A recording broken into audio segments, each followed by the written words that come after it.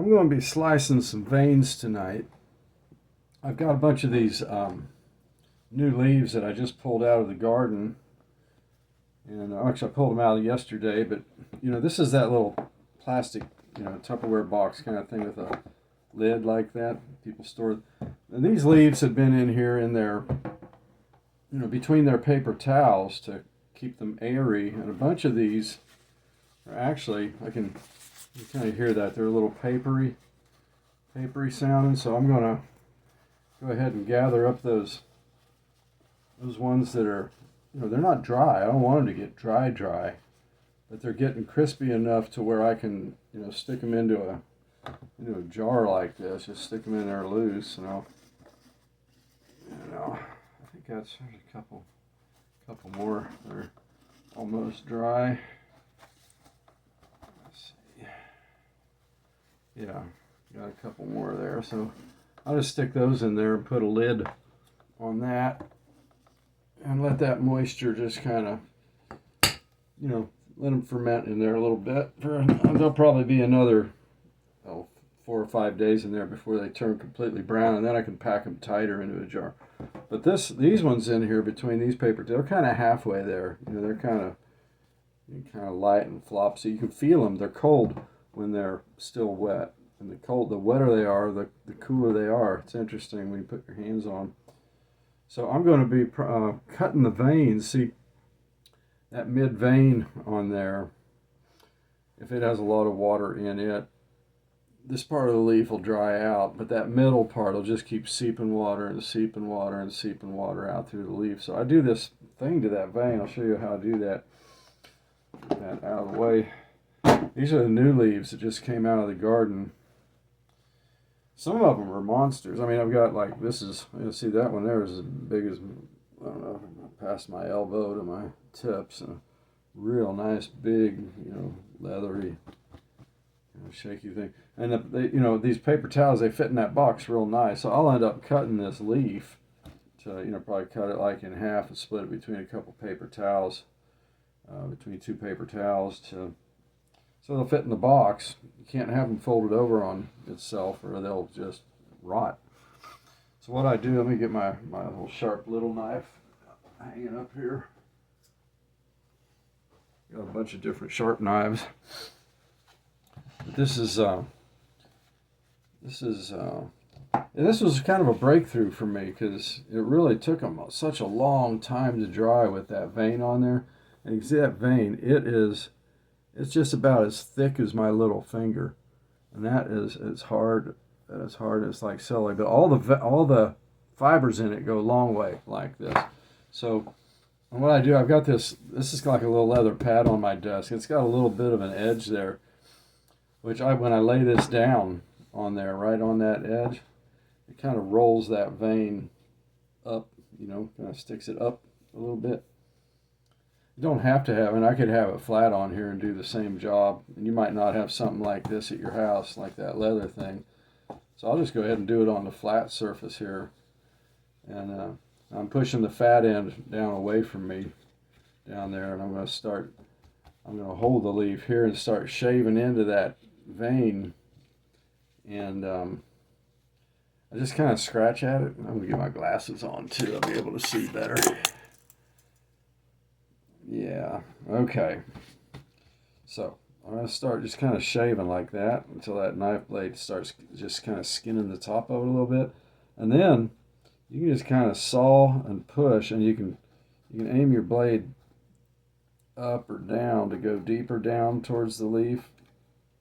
I'm getting real close. If you go all the way down into the leaf, it'll tear it, which, that's not a disaster, but it's a lot nicer if you have your leaf all intact. And once I get warmed up at this, I kind of get moving along a little bit. Yeah, baby, there you go. So it just naturally cuts because of the way those fibers are. See, I almost caught that leaf with the tip of my knife right there. Almost tore it, but dig it. You see, I cut a big chunk of that, celery type looking thing. I'll set that aside. See, I'm going to throw that in a box of its own with the other things. Now that's got that, it's flat.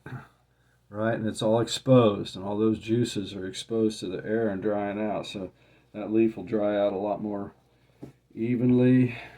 Set her down on there, see how it fits on the paper towel. Let me get my big scissors.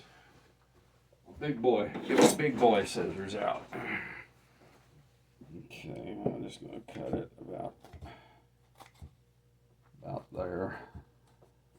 You know, it seems like a lot of work to do, but also, see, I'll lay that on the paper towel, and then I'll put the next one on top of that. Juice is already soaking through the paper there, soaking up into the paper. That's cool. So I'm just going to set that aside there. Get this next leaf. This is a smaller leaf. That little vein there doesn't go up nearly as high. I already shaved this one once. That's why it doesn't go up high. Get a little extra cut there. All right. And then that one, see, had that first leaf in there. The paper towel goes on there. And this leaf go on there. I'll put another paper towel on top of that. And then we'll cut another vein and stick it on top of that one and just start stacking them up, stacking them up.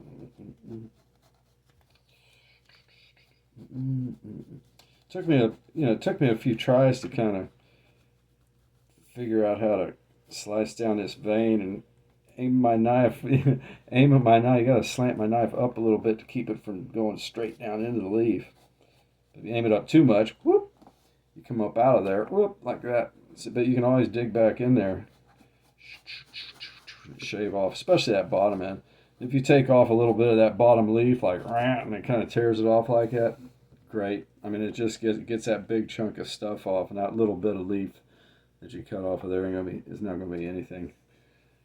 So that'll go onto the paper towels, and get the next paper towel and pull out the next leaf. Usually I'm not having to move things around so much. I just have the camera situated right there so that you'll be able to see what I'm doing.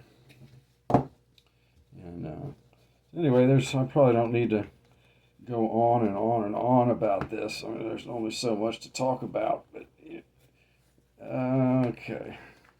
But yeah, it is a tedious business. It takes a lot of attention. A lot of people will not grow tobacco because of all the attention that it takes for the curing.